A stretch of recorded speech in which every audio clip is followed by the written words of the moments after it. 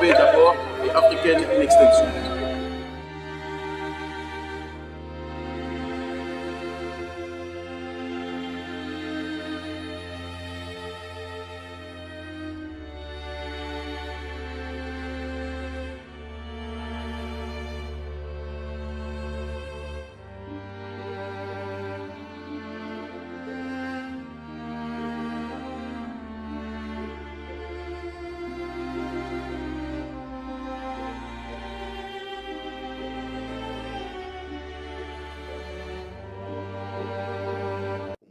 Ce que vous définissez comme un panafricaniste, justement, il y a des panafricanistes de toutes tendances. Quel est le point d'ancrage de votre panafricanisme? C'est pour ça que je fais partie de ceux qui disent que viendra un moment où le panafricanisme ne sera plus un concept suffisant pour définir une action politique. Vous avez tout dit. Il y a des gens qui sont même des pions de la France-Afrique qui disent qu'ils sont panafricains.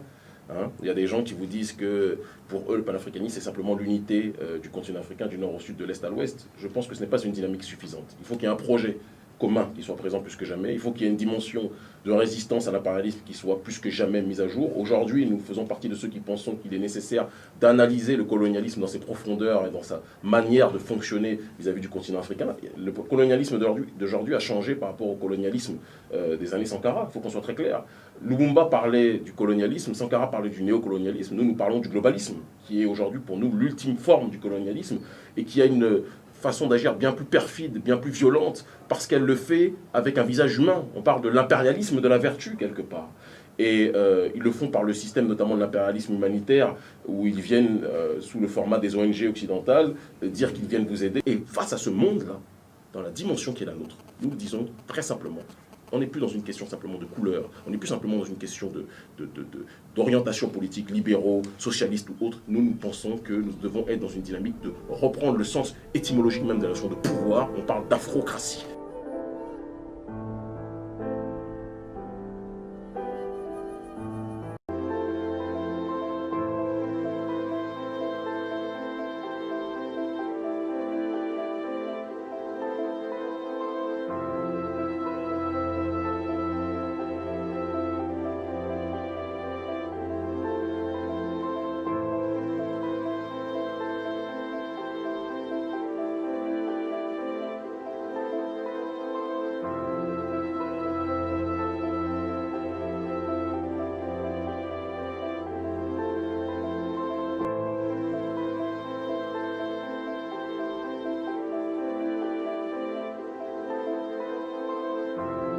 Vous appelez théorie du complot, d'autres appellent ça du courage.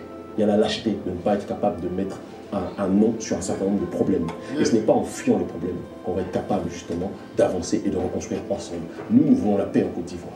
Pour qu'il y ait la paix en Côte d'Ivoire, il faut qu'il y ait une justice sociale qui soit faite. Il faut que les prisonniers politiques d'un camp qui a été taxé par la communauté internationale, que vous conseillez, et visiblement peut-être vous êtes d'accord avec eux quand vous dites les bourreaux, c'est France 24, c'est Israël 24, c'est CNN qui a dit bourreaux, mais la réalité africaine pense profondément autre chose, y compris des gens du Nord qui disent que la manière dont les choses sont gérées sont très différentes de ce qui est énoncé par la communauté internationale.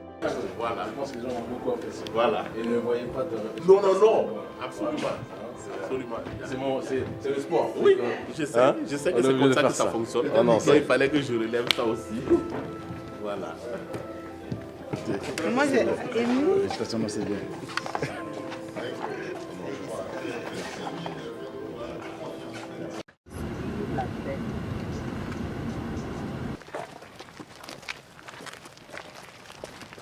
Comme c'est les gens qui l'ont tué, qui l'ont enterré de nuit, donc c'est logique. C'est pour ça.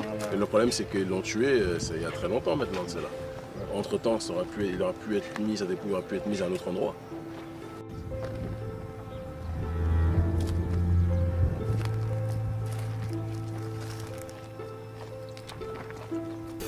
L'impérialisme, le néocolonialisme, le racisme, le fantocisme, gloire, dignité, pouvoir, la patrie ou la mort, la patrie ou la mort, merci camarades.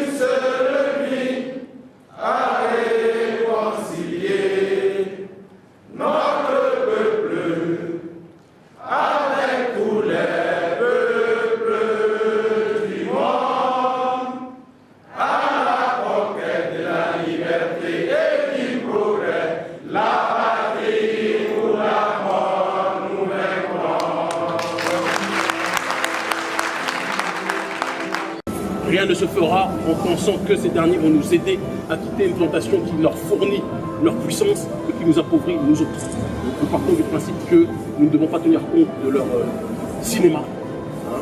On sait que nous sommes dans le pays où il y a le FESPACO, si je ne m'abuse. Hein. Ce sont des génies en cinéma ces derniers.